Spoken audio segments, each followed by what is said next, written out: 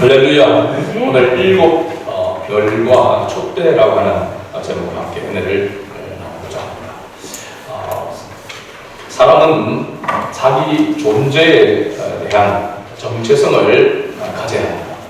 그것이 우리가 짐승이나 동물과 인간이 구별되는 그런 모습이라고 할 수 있습니다. 그래서 인간을 만물의 영장이라고 이렇게 이야기하고 있죠. 하나님이 창조하신 그 원리대로 정말로 이 세상 만물을 다스리는 주관자가 바로 사람인 줄 있습니다. 하나님께서 인간에게 하나님이 창조하신 이 세상을 다스리는 그러한 주권을 허락한 것이죠. 그래서 인간은 하나님의 형상으로 시험을 받은 피조물이라 인간이 동물이나 짐승과 다른 존재라고 하는 사실을 기억해야 될 줄로 믿습니다. 요즘은 반려동물이다 그래서 강아지를 이름을 짓고 해서 자기 가족이라 강아지 보고 엄마라 자기를 엄마라고 이야기를 하고 그렇게 하더라고요. 그런 사랑하고 하는 그런 부분들은 좋은 것이지만 사람이 짐승과 다른 존재라고 하는 사실은 우리가 분명히 가져야 될 그런 가치관인 줄로 믿습니다. 그래서 그렇다면 그리스도인의 정체성은 어떠해야 되는가? 그리스도인은 그리스도인으로서의 이 정체성을 가지고 있어야 진정한 그리스도인인 줄로 믿습니다. 사도 요한은 자신의 정체성에 대해서 오늘 9절 말씀에 이렇게 말하고 있습니다. 우리 9절을 다시 한번 읽어볼까요? 나 요한은 너희 형제요 예수의 환난과 나라와 참음에 동참하는 자라. 하나님의 말씀과 예수를 증언하였으므로 말미암아 만물하는 섬에 있었더니. 사도 요한은 자신을 향해서 나는 너희 형제요라고 했습니다. 이 너희는 바로 예수 그리스도를 믿는 성도들을 말하고 있습니다. 예수 그리스도를 믿는 성도들이 자기의 형제다라고 이렇게 말하고 있는 거죠. 단순히 이 형제라고 할 때 남자만이 아니라 바로 그리스도 안에서 한 가족이다라고 하는 것을 말하고 있습니다. 피를 나눈 혈연적인 관계보다도 사실은 더 친밀한 그런 관계, 생명을, 목숨을 서로 나눌 수 있는 그런 바로 관계가 그리스도 안에서 우리가 한 형제요, 자매인 줄로 믿습니다. 그래서 사도 요한은 자신이 그리스도 안에서 그리스도를 믿는 사람들이, 성도들이 자신의 형제다라고 이렇게 이야기를 하고 있습니다. 그 다음에 두 번째는 그리스도인은 예수님의 환난과 나라와 참음에 동참하는 자라고 이렇게 말하고 있습니다. 예수의 환난과 나라와 참음에 동참하는 자다. 하지만 예수님의 환난, 예수님의 고난은 무엇 때문에 온 것입니까? 진리를 수호하고 진리를 이루기 위해서 예수님이 그것 때문에 진리로 인하여 핍박을 받고 또 고난을 당하고 죽임을 당하게 되었다라고 하는 것을 알 수가 있습니다. 그래서 하나님의 나라를 세우고 또 하나님의 나라를 확장하는 그 일에는 반드시 인내가 필요하다라고 이렇게 말하고 있습니다. 그래서 성경은 하나님의 말씀을 다른 말로 인내의 말씀이다라고 이렇게 말하고 있죠. 하나님의 말씀을 따라서 그 말씀을 지키고 그 말씀을 또한 전하고 나타내는 그 삶에는 반드시 인내가 필요하다라고 하는 것이죠. 그래서 바로 이 인내라고 할 때에 이런 삶은 한마디로 이야기하면 주님이 이끌어가신 바로 십자가의 길이다라고 그렇게 말하고 있습니다. 우리가 어려움을 당하고 고난을 당하고 힘든 일을 당하는 것을 그냥 십자가의 길이다라고 이야기하는데 그 단순한 어려움과 그 고난, 고통이 십자가만은 아닙니다. 예수님의 십자가가 뭐냐면 진리를 따라 받는 환난, 고통, 핍박을 이야기하고 있는 것이죠. 그래서 주님의 뜻을 따라서 주님의 말씀을 이루는 그 일에 의해서 환난을 당하고 고통을 당하고 어려움을 당하는 것이 바로 십자가의 길입니다.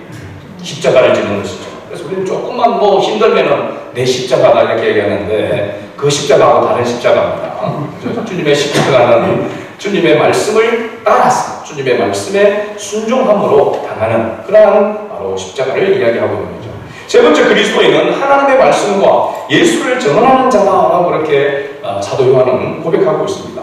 하나님의 약속대로 행하신 예수님의 말씀, 바로 복음을 전하는 것입니다. 그리스도인의 정체성을 붙들면 반드시 환난과 핍박이 온다라고 하는 사실을 우리가 기억해야 한다는 사실이죠. 그래서 참된 그리스도인의 삶을 살고자 할 때에 환난과 고통은 선택이 아니라 필수적으로 따라온다고 하는 사실입니다. 그러니까 우리가 직장에서, 가정에서, 어느 곳이든지 하나님의 말씀대로 진리를 따라서 살아가려고 하면은 반드시 핍박이 오게 되어 있습니다. 어려움이 오게 되어 있습니다. 여러분, 안 믿는 가정에서 혼자 신앙생활 하는데 아무런 핍박도 없다? 하나님의 말씀대로 행하는 삶이 없어서 그렇습니다.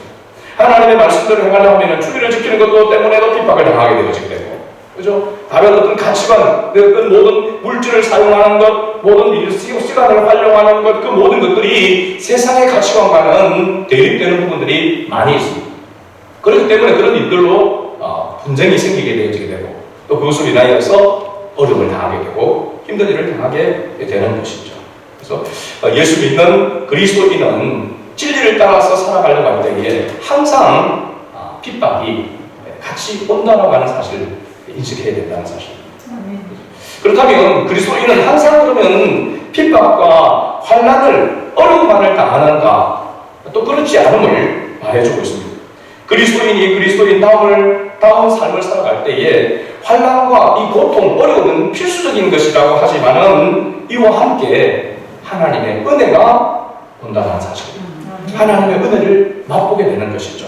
그래서 사실 우리가 힘들고 어려운 것입니다. 하나님의 은혜가 이 고난과 주님을 위해서 당하는 고난과 고통, 그 어려움과 함께 그 속에 하나님의 은혜가 오기 때문에 우리가 이 길이 좁은 길이라고 이야기하고 있는 것이죠. 모든 사람들은 다 편안하기를 원하고 모든 사람들은 고통을 당하고 어려움을 당하기를 싫어합니다. 누구나 할 것 없이. 그런데 하나님의 이 은혜, 하나님의 이 사랑은 이 하나님을 위해서 당하는 고통 속에 감추어져 있다라고 하는 사실입니다. 그리스도인이 바로 어려움을 당하고 힘든 일을 당하는 그 가운데 하나님의 은혜가 임하게 되어지고 그 하나님의 은혜를 맛보게 되는 그런 위로도 있다라고 하는 것이죠.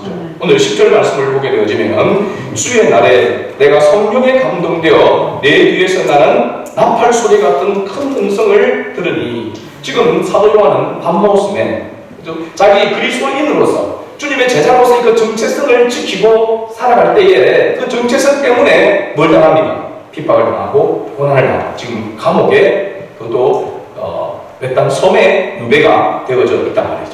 그런 어려움 가운데 얼마나 고통스럽고 얼마나 외롭고 쓸쓸하고 괴로운 그런 상황 속에 있는데 그때에 주님을 당하는 이 환난 속에 주님의 음성이 들렸다라고 하는 사실입니다. 주님의 음성이 들렸다. 그것은 주님의 말씀에 따라서 순종할 때에 바로 성령의 감동이 되었다는 것입니다. 그럼 우리가 하나님의 말씀을 듣고 깨닫게 되어지고 그 말씀에 순종한다라고 하는 것은 이미 성령이 나를 붙들고 있는 것이고 나에게 감동을 준 것입니다. 성령의 감동이 없이는 하나님의 말씀을 깨달을 수가 없습니다. 그리고 그 말씀에 순종할 수가 없어요.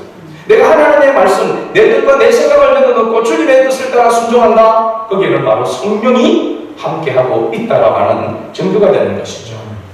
그래서 우리가 주님의 말씀이 깨달아진다. 이 말씀이 이런 뜻이구나. 그 말씀 속에 내 자신이 비춰지게 되어지고 그 말씀으로 인해서 내가 회개하게 되어지고 그리고 그 말씀을 내가 순종하게 된다라고 하는 것은 성령이 내 속에 이미 충만하게 역사하고 있다라고 하는 증거가 되는 것이죠. 사도 요한은 밤모습에 유배되어 있지만은 거기에서 하나님의 음성을 듣게 되어집니다. 근데 이 음성을 언제 들었다고 말하고 있습니까? 주의 날이라고 했습니다. 주의 날. 우리가 주의를 지키고 있는 이 주일이라고 할 때 이 그 근거가 바로 이 말씀에 있습니다. 여러분 복음서에서 보게 되어지면 이 주의 날을 무엇으로 표현을 하고 있습니까?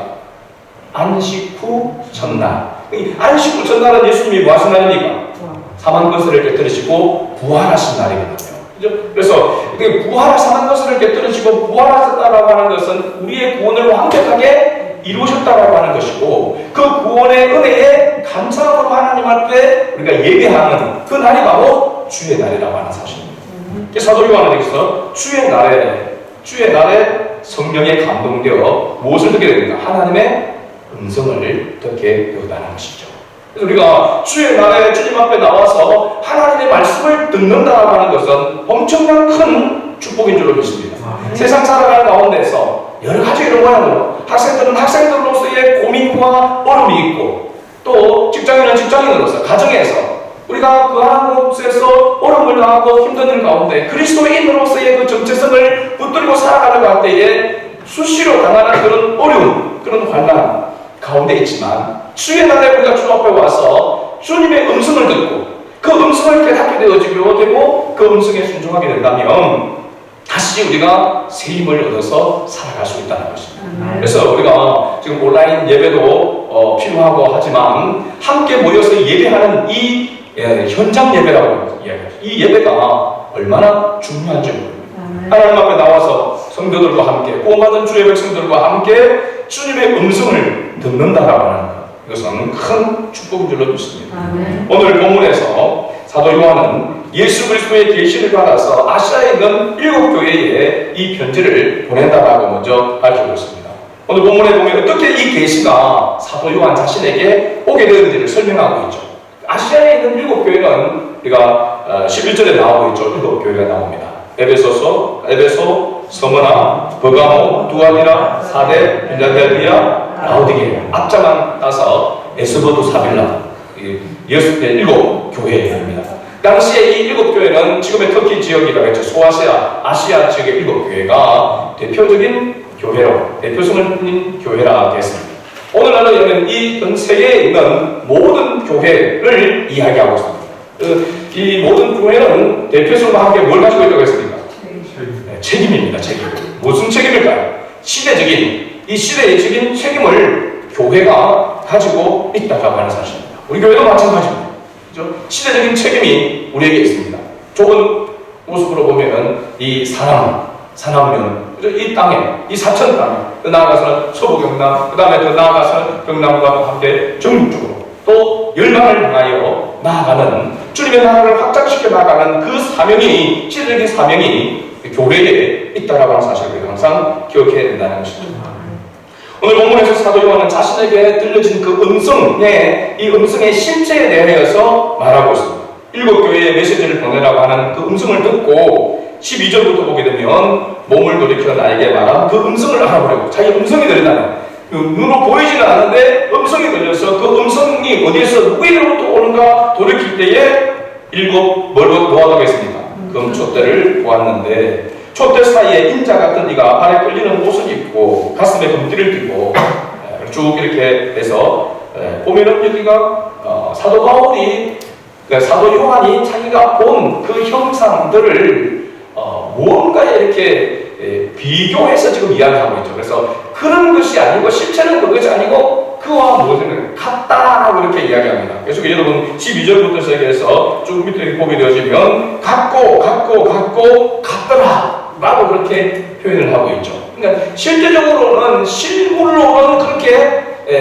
그게 아닌데 그렇게 이 땅에 있는 것으로 비교를 해서 보니까 그렇게 보여지더라 이렇게 이야기하고 있는 것이죠. 사도 요한이 자신에게 들려진 음성을 알아보려고 돌이킬 때에 7 금촛대를 보았고, 그리고 그 촛대 사이에 인자 같은 이가 있는 것을 보았습니다. 이 인자는 바로 성자이신 예수 그리스도를 말하고 있습니다. 그렇다면 7 금촛대는 무엇을 상징할까요? 7 금촛대는 무엇을 상징합니까?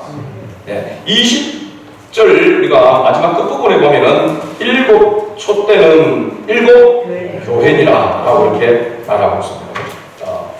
사도 요한이 볼 때에 7 촛대가 있는데 그 7 촛대는 7 교회를 말하고 있다고 하는데, 그 촛대 사이에 인자 같은 이가 있었는데 이 의미는 뭐냐면, 촛대 사이에 인자라고 하는 것은 그 교회 사이에 예수님이 있었다라고 하는 그런 모습이잖아요. 그러니까 이 의미는 무엇을 이야기하냐면, 교회의 머리는 예수 그리스도다라고 하는 것을 보여주고 있는 그런 모습이죠. 그리고 교회는 예수 그리스도에 의해서 통치되어지는, 다스려지는 곳이다 라고 이렇게 말하고 있는 것입니다. 여러분, 세상에 있는 단체가 있고 또 공동체들이 있지만은 예수 그리스도의 공동체, 교회는 세상의 법에 의해서 다스려지는 것이 아니고 철저하게 하나님의 말씀에 의해서 하나님에 의해서 다스리고 통치되는 것이 바로 교회인 줄로 믿습니다. 그래서 세상의 그 어떤 것과는 다른 지상에 있지만 이 세상에 있는 것과는 다른 바로 공동체가 교회인 줄로 믿습니다.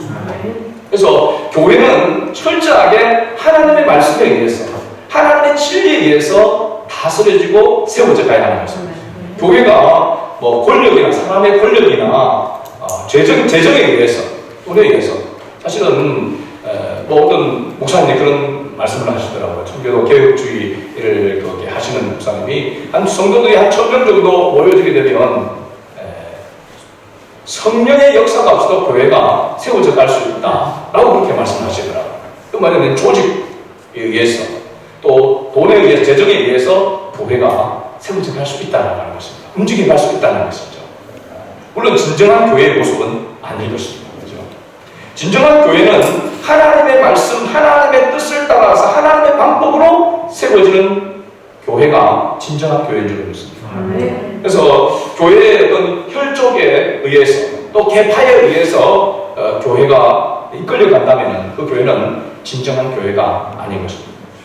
우리 교회 안에도 지금 아주 심각한 한 교회가 있는데요. 그 교회는 거기에 한 장로님과 또 그 가족들과 그 친척들과 그리고 원래 있던 그 동네 사람들이 딱 하나가 돼가지고 평상시에는 하나가 잘 안 되는데 어떤 안 좋은 일에만 하나가 딱 돼서 그래서 목사님의 목회를 좌지우지하려고 그러고 그래서 자기들의 의도에 누구 장로님의 눈에 벗어나도 그렇고 권사님의 눈에 벗어나도 그렇고 그 그룹에 있는 사람 한 사람의 눈에 벗어나면 전체가 다 한 덩어리가 되어서 공격을 하는 것입니다. 그러니까 거기에 세 가족들이 그 아파트 단지의 교회도 잘 지어져 있거든요. 우상을 받고 해가지고 그런데 그래서 모두가 보면 야 저기는 그냥 진짜 그냥 보통 목회를 해도 교회가 잘 성장할 수 있는 그런 교회다 그렇게 생각할 정도의 그런 외형적인 그런 모습을 가지고 있습니다. 그런데 이 교회가 교회로서의 후시를 하지 못하고 문제 덩어리가 되어 있는 그런 모습을 봅니다.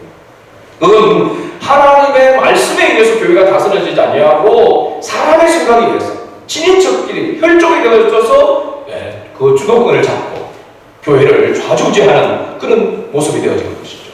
진정한 교회가 될 수가 없는 것이죠. 겉은 화려하게 좋은 위치에 좋은 그런 모습으로 세워져 있다 할지라도 진정한 교회가 되지 못한다는 사실입니다.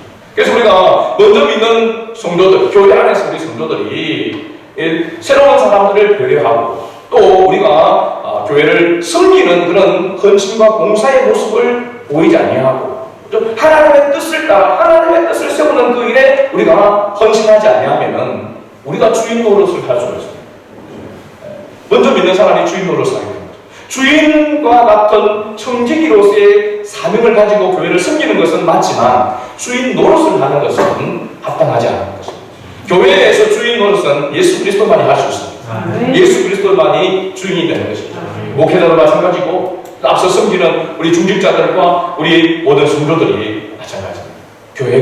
교회의 주인은 성도가 아니고 교회의 주인은 성도가 아니고 교회의 주인은 예수 그리스도이십니다. 그 누구도 주인이 될 수가 없습니다. 예수 그리스도가 교회의 머리이시고 예수 그리스도가 교회의 본체라고 하는 사실을 항상 기억해야 될 줄로 믿습니다. 그런데 왜 사도 요한은 예수님께서 사도 요한에게 이 교회를 촛대 모양으로 나타내셨는가? 촛대 형상으로 우리가 구약 성경에 보게 되는 7 등잔대라고 이렇게 나옵니다. 왜 이런 모습으로 했는가? 스가랴서 4장 2절 말씀을 보니까 그 답이 나와 있습니다. 스가랴서 4장 2절에 보니까 그가 내게 묻되 네가 무엇을 보느냐? 내가 대답하되 내가 보니 순금 등잔대가 있는데 그 위에는 기름 그릇이 있고 또 그 기름 그릇 위에 7 등잔이 있으며 그 기름 그릇 위에 있는 등잔을 위해서 7 관이 있고 그래서 이런 또 4절 5절에 보면은 그 옆에 감람나무, 이 기름은 감람나무에서 나옵니다. 오른쪽에 감람나무가 있고 이렇게 나옵니다. 그러니까 이 스가랴 선지자가 도대체 이 형상이 이 환상을 지금 보고 있는 거죠. 이것이 무엇인지를 천사에게 물었습니다. 6절에 보니까 그가 대답하여 이르되 여호와께서 스룹바벨에게 하신 말씀이 이러하니라. 만군의 여호와께서 말씀하시되 따라합니다. 이는 힘으로 되지 아니하며 능력으로 되지 아니하고 오직 나의 영으로 되느니라. 할렐루야. 교회를 촛대 모양으로 이렇게 상징적으로 나타낸 그 이유는 교회는 성령의 통치로 말미암아 세워진다라고 하는 계시를 보여주기 위함이기 때문이다 라고 이렇게 말하고 있는 것이죠. 그렇다면 여러분, 성령이 교회를 성령이 교회를 통치하는 그런 모습은 어떤 특징이 있는가 라고 하는 것입니다. 성령이 교회를 다스리고 통치하는 교회의 특징, 그 특징은 뭐냐면 하나님의 말씀이, 진리의 말씀이 바르게 선포되어지고 그리고 그 진리의 말씀을 깨닫고 순종하며 세워지는 성도가 있다는 사실입니다. 할렐루야. 성령이 역사하지 않으면 하나님의 말씀으로 깨달을 수 없다고 했습니다. 그리고 하나님의 말씀을 따라 순종할 수 없다고 했습니다. 하나님의 말씀이 강단에서부터 하나님의 말씀이 성령에 의해서 바르게 선포되어지면 그 말씀을 깨닫고 그 말씀 가운데 자신을 쳐서 복종시키며 그 말씀에 순종하는 사람들이 세워지게 되면 그 교회는 성령이 다스리는 교회, 성령이 통치하는 교회로서의 모습을 가지고 있다는 것입니다. 할렐루야. 그러니까 우리가 그런 교회, 그런 모습이 되려고 하면은 목회자를 위해서 우리가 기도해야 되는 부분이 여기에 있는 것입니다. 하나님의 말씀을 바르게 깨닫고, 그래서 설교를 잘하는 목사님이 아니라 설교를 바르게 하는 목사님이 되도록 이렇게 기도해야 되고, 그리고 하나님의 말씀을 바르게 깨닫고, 그리고 깨달을 뿐만 아니라 그 말씀 가운데 순종하며 나아갈 수 있도록 은혜를 베풀어달라고 기도해야 되는 것이죠. 교회가 촛대 모양을 가지고 있는 것은 높이 들리는 그런 모습이 아니라 교회는 하나님의 영에 의해서 다스립니다. 하나님의 영은 진리의 영이잖아요. 그죠? 그러니까 하나님의 말씀에 의해서 다스려지고 그 말씀에 의해서 다스림을 받는 사람들이 세워지는 것이 성령이 통치하는 교회의 모습이다 사실입니다. 사도 요한이 촛대 사이에 있는 인자의 모습을 보고 난 후에 그 발 앞에 엎드려져 죽은 자같이 되었다라고 했습니다. 17절에 그렇게 기록하고 있습니다. 사도 요한이 본 이 인자의 모습, 인자의 모습, 이게 보면 발에 끌리는 옷을 입고, 사실 발에 끌리는 이 옷, 그리고 가슴에 금띠를 입고 있고, 그 다음에 그의 머리와 털의 희귀가 흰 양털 같고, 눈 같으면 눈 내리는 거죠. 겨울에 내리면 눈. 그 다음에 눈은 뭐냐면 우리 이 눈입니다. 그 눈은 불꽃 같고, 그 다음에 그의 발은 푸른 물에 달리는 빛나는 주석 같고. 그럼 주석이 뭐죠? 주석을 제가 이렇게 찾아보니까 성경 주석이 아니고 이 주석은 광물입니다. 광물. 뭔가 뭐 스텐 같기도 하고 흰 그리고 동 같기도 하고 이렇게 잘 이렇게 달리나면 빛이 나는 그런 것을 이야기하고 있습니다. 그의 음성은 많은 물소리와 같으며 그의 오른손에 7별이 있고 그의 입에서 좌우에 날선 검이 나오고 그의 얼굴은 해가 힘있게 비치는 것 같더라. 이 인자 촛대 사이에 교회의 머리 대신 예수 그리스도의 모습이 어떤 모습이냐? 한마디로 표현하면 어떤 모습일까요? 이거를 어떤 모습을 보고 사도 요한이 그 앞에 죽은 자같이 엎드려졌을까요? 어떤 모습이기 때문에 상상이 안 가죠. 이게 어떤 모습인지. 이거 뭐 어벤져스도 아니고 예수님의 모습이 막 입에서 막 검이 나가고 뭐 하여튼 이게 보통 모습이 아니에요. 그런데 이 모습 앞에 사도 요한은 완전히 죽은 자같이 엎드려졌다는 것입니다. 어떤 모습일까? 이것은 이 세상에 가장 힘있는 왕, 그 왕의 왕, 무슨 말입니까? 우리가 만왕의 왕의 모습입니다. 만왕의 왕의 모습. 그 누구도 번쩍할 수 없는 위엄을 가지고 있고 전능함을 가지고 있는 그 왕이. 그래서 이 궁중 안에서 황제나 입고 있는 듯한 그런 옷입니다. 발에 끌리는 옷을. 일반 농부들이나 일반 사람들은 이렇게 끌리는 옷을 입고 다니죠. 그리고 그 가슴에 금띠를 두른다? 상상이 안 되죠. 황제만이 할 수 있는 그 황제보다도 훨씬 더 위험 있고 전능하신 그 모습이었다는 거예요. 그래서 그 앞에 오그라진 것입니다. 옛날에 보면 황제 앞에 신하가 가가지고 감히 그 황제 앞에 얼굴을 들지 못하고 머리를 땅에 이렇게 숙임과 같은 그런 경배 아닌 경배하는 그런 모습이 되어버리고 마는 것입니다. 만왕의 왕, 만주의 주가 되시는 바로 그리스도의 모습을, 만왕의 왕의 모습을 사도 요한이 보는 것입니다. 그리고 그 앞에 엎드러져 죽은 것 같이 되었다고 했습니다. 그리고 이런 요한에게 음성이 다시 들립니다. 두 가지 음성입니다. 첫째는 뭐냐면 두려워 말라라고 얘기했습니다. 17절 말씀이군요. 그가 오른손을 내게 얹고 이르되 두려워하지 말라. 그 다음에 나는 처음이요 마지막이라 이렇게 말하고 있습니다. 처음이요 마지막이라고 할 때에 그 뒷부분에 보면 설명이 달려있습니다. 곧 살아있는 자라. 내가 전에 죽었었노라 볼지어다. 이 볼지어다라는 말은 주목하라라고 하는 것입니다. 볼지어다. 이제 세세토록 살아있어 사망과 음부의 열쇠를 가졌노라. 누굴 이야기하고 있는 거죠? 예수 그리스도를 이야기하고 있는 것입니다. 그 만왕의 왕, 건져할 수 없는 그런 위엄을 가지고 있는 그 왕이 누군지를 보니까 예수 그리스도라는 것입니다. 그 예수 그리스도가 그에게 음성을 들려줍니다. 두려워하지 말라. 여러분, 예수님께서 부활하시고 난 다음에 제자들 앞에 갔을 때도 두려워하지 말라. 너에게 평안이 있을지어다 라고 했습니다. 근데 두려워하지 말라. 뭘 두려워하지 말라는 겁니까? 그 지금 만왕의 왕의 그 모습을 보고 있는 그 요한에게 두려워하지 말라. 두려워하지 않을 수 있는 이유가 있어야 되잖아요. 그래서 첫 번째 두려워하지 말라는 이 음성은 뒤에 두 번째 나오는 이 말씀 때문에 두려워하지 말라는 것입니다. 어떤 말씀입니까? 나는 처음이요 마지막이라 라고 했습니다. 처음이요 마지막. 이 말은 이 역사의 주관자가 예수 그리스도시다라는 것을 말해주고 있습니다. 믿습니까 여러분? 네. 이 세상의 주관자가 예수 그리스도, 역사의 주관자가 예수 그리스도라고 하는 사실을 말하고 있는 것이죠. 지금 이 세상을 주관하고 있는 G2, 미국과 중국, 이전에는 미국과 소련이었죠. 그런데 소련이 하루아침에 그렇게 해체가 되어야 되죠. 러시아도 지금은 있지만 그렇게 연합으로 소비에트 연합, 소련이라고 하는 그런 거대한 그런 강력한 나라였던 그가 지금은 그야말로 이제는 뒤로 물러서게 되어졌죠. 주저앉게 되어졌죠. 중국이 지금 부상을 하고 있어서 중국을 지금 미국이 견제하고 있는데 여러분 미국도 안심할 수 있는 나라가 아님을 봅니다. 지금 선거하는 거 보십시오. 저기 나라다운 나라입니까? 저기 세상을, 역사를 주관하는 그런 가장 강대국의 모습입니까? 제가 생각할 때는 저 미국도 어떻게 될지 알 수 없는 그런 모습을 지금 보여주고 있습니다. 이 세상에 가장 강력한 나라가 바로 경제력을 가지고 있는 나라고 군사력을 가지고 있는 나라입니다. 미국이라고 할 수 있죠. 그 다음에 중국이라고 할 수 있습니다.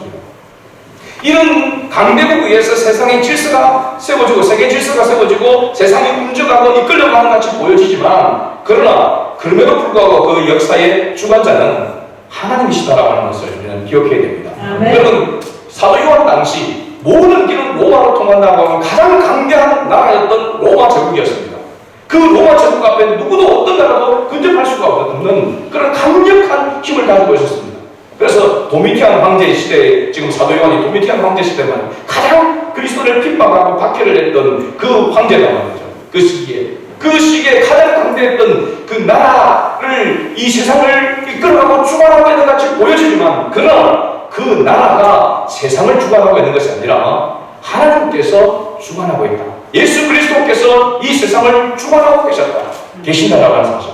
그리고 하나님의 역사는 그런 강대국에 의해서 그런 경제력과 군사력으로 이끌어가는 그런 것이 아니라 하나님의 구원 역사를 이루는 바로 그 나라가 하나님의 나라, 하나님께서 세워가는 나라다라고 하는 것을 말하고 있습니다.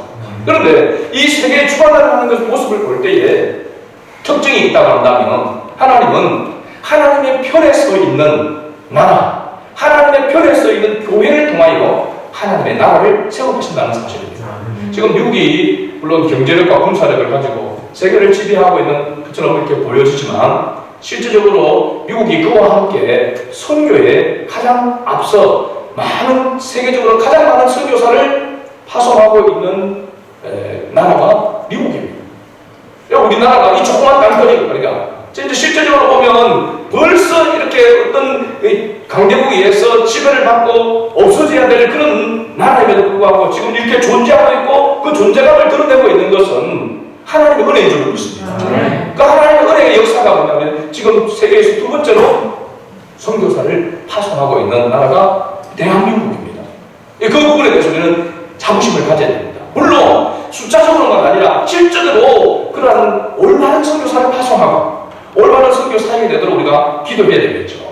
그럼에도 불구하고 하나님께서 긍휼을 베푸시는 그 이유는 뭐냐면 이 나라를 통해서 하나님의 나라를 세워가는 거기 때문에 동남아를 통해서 그래서 이제 세계를 향하여 열방을 향하여 글로벌 시대에 하나님께서 이 나라를 우리 민족을 통하여서 그 일을 이루어 가시고 있다라고 하는 사실입니다. 그렇기 때문에 우리가 때로는 하나님의 은혜에 감사하고 그러니까 우리가 그 자부심을 가질 수가 있는 것이지 단순히 경제적이나 어떤 군사력만 가지고 우리가 큰소리 덩덩 칠 수 있는 것은 아니라고 하는 사실입니다.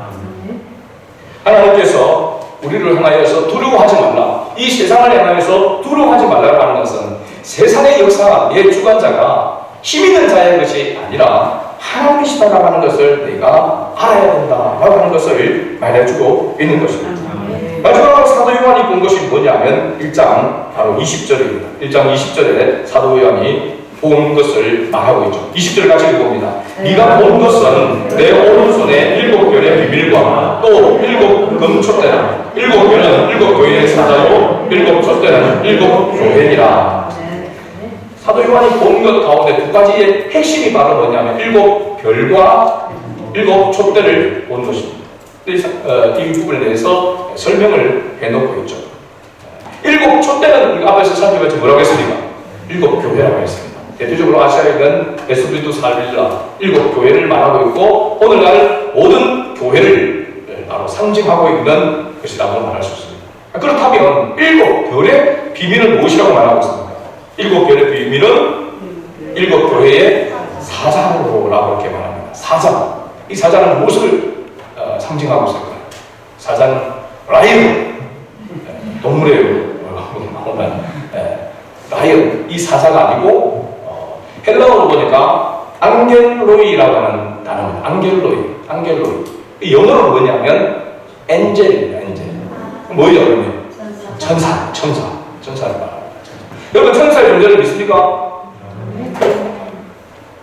천사 달려가지고 아기 천사 형상 천사를 성경은 천사를 인정하고 있습니다. 천사를 말하고 있습니다. 아브라함에게 나타났던 천사, 야곱에게 나타났던 천사가 있습니다. 근데 우리가 생각하듯이 천사가 뭐 그냥 아주 달려가지고 아기 천사가 뾰롱하면서 나타나는 그런 천사가 아닙니다. 왜 이런 천사에 대해서 잘못된 생각을 가지게 되냐면 이 유대교와 천주교도 마찬가지로 천사를 숭배합니다. 여러분 천사는 영이죠. 영이. 그러나 이 천사가 어떤 존재냐라고 하는 것을 이야기를 하고 있습니다.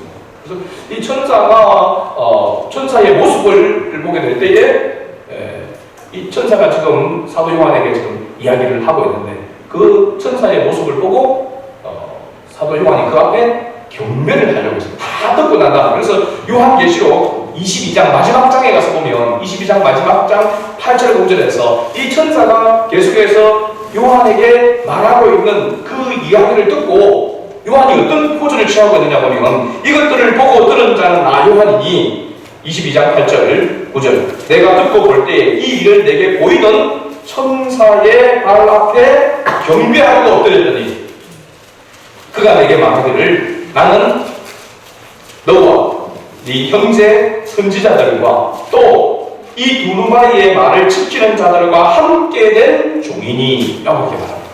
천사도 뭐라고? 종이라고 이야기하고 있습니다. 누구와 함께 된 한 종이라고 말합니까? 이 두루마리를 지키는 자가 누굽니까? 성도들이죠. 성도들. 그리스도인이죠.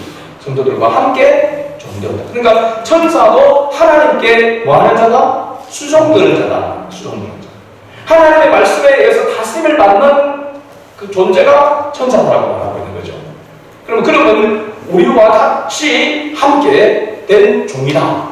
누구의 종입니까? 하나님의 종이다 하고 이렇게 말하고 있습니다. 그런데 이 7별의 비밀에 대해서 7사자라고 이렇게 이야기하면서 천사를 이야기하고 있는데, 이 천사가 누구와 함께 어디에 같이 있느냐라고 하는 것을 말하고 있는 거죠. 누구와 함께 같이 있느냐? 어느 곳에? 바로 예수 그리스도를 머리로 둔 교회에 천사가 함께, 성도들과 함께 있다라고 하는 것입니다. 믿습니까, 여러분? 그럼 우리가 천사라고 할 때에 그런 천사를 어떤 눈에 보이는 그런 천사라고 생각하니까 우리가 실감하기가 어렵습니다. 지금 내 옆에 날개를 이렇게 하면서 천사가 이렇게 보이는가, 내 머리에 혹시 앉아 있는가, 이런 생각을 하게 되는데, 그런 천사, 그런 모습, 형상을 가지고 있는 그런 모습이 아니라고 하는 것입니다. 우리를 도우고 물론 성령의 역사와 함께 이렇게 나타나고 있는 것이죠. 그렇기 때문에 우리를 도우고 우리로 하여금 깨닫게 하고 우리를 하나님의 자녀다운 그런 모습으로 살아갈 수 있도록 도우는 그런 모습. 왜 이렇게 천사가 주님의 몸된 교회에 성도들과 함께 거하고 있는가 라고 하는 것이 중요한 겁니다. 그게 뭐냐면, 이 지상에 있는 교회, 눈에 보이는 이 교회가 실제로 이 땅에 있지만은 이 교회는 천상적인 의미를 가지고 있는 교회라고 하는 사실입니다. 이 땅에 있는 교회가 하나님의 말씀에 의해서 다스려지는 이 교회 공동체는 이 땅에 머물러 있지만은 실제로는 하나님 나라의 천상에 있는 모습과 같다라고 하는 것이죠. 이해가 됩니까? 근데 교회 안에서 막 싸우고 서로 미워하고 시기하고 질투하고 분쟁이 일어나고 하는 그 모습은 진정한 교회의 모습이 아닌 것이죠. 진정한 교회의 모습은 모두가 다 하나님의 말씀에 순종하는 것입니다. 하나님의 진리 앞에 굴복하는 것입니다. 그리고 하나님만을 찬양하고 하나님만을 높이는 것이, 하나님이 주인 되시는 교회가 진정한 교회인 것이죠. 그러니까 우리가 우리 자신만을 위해서가 아니라 함께 지체된 우리를 위해서 기도해야 될 이유가 바로 여기 있는 것이죠. 함께 더불어 마음을 같이하여 한마음 한뜻으로 주님을 경배하고 섬기는 교회 공동체가 되어야 되기 때문에, 그런 교회에 하나님은 또 성령의 기름 부으심과 하나님의 놀라운 역사를 나타내신다는 것이죠. 그래서 지금 이 사도 요한에게 또 7교회를 향하여 지금 예수 그리스도의 계시를 나타내고 있는 것은, 이 교회가 그리스도인들이 모여있는 이 교회가 천상적인 교회이기 때문에, 교회는 원래 이 천상적인 교회의 모습을 회복해야 된다고 하는 것을 말하고 있는 것입니다. 오늘날에서 물질에 의해서, 건물에 의해서, 사람에 의해서 교회가 세워져가는 그런 교회가 아니라 하나님의 철저한 진리에 의해서 다스려지고 통치되는 그 교회를 회복하라고 하는 것입니다. 이 교회가 회복되어야 될 이유가 바로 뭐냐 하면, 그래야만 교회가 하나님이 교회에 맡겨주신 사명을 감당할 수 있기 때문에 그렇습니다. 그 사명은 무엇입니까? 바로 사도 요한이 지금 걸어가고 있는 삶이죠. 예수 그리스도의 증인으로서의 삶을 살아가는 것입니다. 할렐루야. 오늘 우리가 진정한 교회가 되어지게 되고, 우리가 진정한 교회로서의 삶을 살아가면서 우리의 삶 속에서 그리스도를 나타내는, 그죠? 그리스도를 증거하는 그런 정인의 사명을 감당하기 위해서 우리 교회 공동체가 그만큼 중요하다는 하는 사실입니다. 그러니까 이 코로나를 통해서 실제적으로 보면은 하나님은 교회가 교회다운 모습으로 세워지기를 원하시는 것입니다. 예배가 예배다운 모습으로 세워지기를 원하는 것입니다. 그냥 편하게 온라인 예배를 드리면서 그게 이제는 막 종교개혁이나 그렇게 주장하는 사람들이 있다고요? 그렇지 않습니다. 얼마나 예배를 사모하고 그 예배를 통하여서 주님을 만나고 주님의 음성을 듣고 세상 속에 나아가서 삶이 예배로 드려지는 그 삶이 되어져야만 우리가 세상 속에 촛대 역할을 감당하는 것입니다. 이 역할을 감당하지 못하면은 여러분 앞으로 7교회에 대해서 우리가 살펴보겠지만 하나님 촛대를 옮기신다고 했습니다. 교회를 옮기신다라고 하는, 교회가 없는 여러분 북한이나 중국의 공산주의 아래에 있는 분들의 이야기들을 보면 예수가 그리스도이시고 하나님을 찬양하는 찬송도 부를 수 없는 그죠? 그런 곳에 우리가 마음껏 하나님을 찬양할 수 있고 경배할 수 있는 이런 은혜를 하나님께서 우리에게 복을 주시는 것입니다. 그것을 알지 못하고 우리가 교회로서의 참 교회로서의 사명을 감당하지 못하면 하나님의 촛대를 옮기신다고 했습니다. 그래서 이 코로나가 어떻게 보면 하나님의 경고의 메시지인 것이죠. 뭐 정부가 어떻게 하고 어떻게 방역을 하고 하는 것보다도 더 중요한 것이 뭐냐면 우리 그리스도인으로서의 방역을 해야 되는 것입니다. 하나님 앞에서 합당치 못한 것들을 제거해내고 우리 안에 그리스도가 왕노릇하고 우리의 삶에 그리스도가 왕노릇하는 그런 모습으로 우리가 다시 회복되어 오시기를 주님이 원하시는 것입니다. 아멘. 그래야만 하나님의 나라가 확장되어져 가는 것입니다. 아멘. 지금 선교사들이 다시 국내로 들어오고 선교에 들어온 분들이 나가지도 못하고 그런 한 어려운 가운데 있습니다. 그들을 보기에는 지금 상당히 어려운 가운데 있지만 실제적으로 보면 이때가 다시 우리가 주님 앞에 세워져야 될 때라는 사실. 아멘. 하나님 앞에 말씀을 다시 붙들고 그 진리의 말씀 가운데 순종하는 그런 성도, 그런 교회로 세워져야만 촛대의 사명을 감당할 수 있는 것이죠. 아멘. 그렇습니다. 지금은 여러분 전도하기도 어려운 때입니다. 그래서 우리 성도들 한 사람 한 사람들을 우리가 돌보고 세우는 것도 중요합니다. 그러나 참된 전도는 지금부터 시작인 것이죠. 여러분이 직장에서, 학교에서 그리스도인의 정체성을 잃어버리지 아니하고 그 정체성 가운데 살면서 때로는 핍박을 당하고 어려움을 당하는 가운데서도 그 속에서 주님의 음성을 듣고 하나님의 나라를 소망하며 그 하나님의 나라에 위해서 내가 사명을 감당하고 있다고 생각하면서 위로받으면서 살아가는 그 삶이 오늘 우리에게 필요하다는 사실입니다. 오늘 우리 사천성함교회 우리 모든 지체들이 다시 한번 예배자로 세워지기를 원하고 우리 교회가 정말 교회로서의 그 사명을 온전히 감당할 수 있도록 하나님의 진리의 말씀이 바르게 선포되어지고 그 진리의 말씀에 모두가 감동되어지고 그 진리의 말씀 가운데 누구나 할 것 없이 진리의 말씀에 따라서 순종하는 자기 자존심, 자기 시간을 내려놓고 주님의 뜻을 따라서 순종하며 나아감으로 말미암아 우리 교회가 이 지역에서 하나님의 나라를 힘있게 세워가는 데 쓰임받는 교회가 될 수 있기를 주의 이름으로 축복합니다. 아멘.